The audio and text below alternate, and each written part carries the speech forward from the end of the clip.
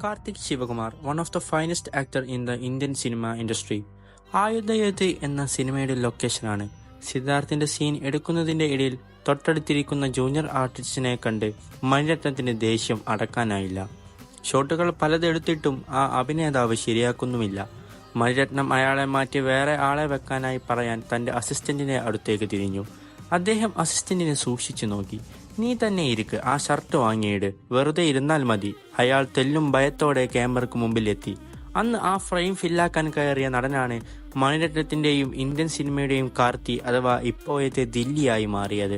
സംവിധായകനാകാൻ മോഹിച്ച് നടന്ന് തമിഴിലെ എക്കാലത്തെയും മികച്ച യുവനടനായ കാർത്തി ഇന്ന് തമിഴ് ഇൻഡസ്ട്രിയിൽ ഒഴിച്ചുകൂടാനാവാത്ത നടന്മാരിൽപ്പെട്ട ഒരാളാണ്. 2019 ഇറങ്ങിയ കൈദിയും 2010 ഇറങ്ങിയ പയ്യയുമാണ് കാർത്തിയുടെ മികച്ച ചിത്രങ്ങൾ. നിങ്ങൾക്ക് ഇഷ്ടപ്പെട്ട കാർത്തി പടം പയ്യയാണോ അതോ കൈദിയാണോ എന്ന് കമന്റ് ചെയ്യുക.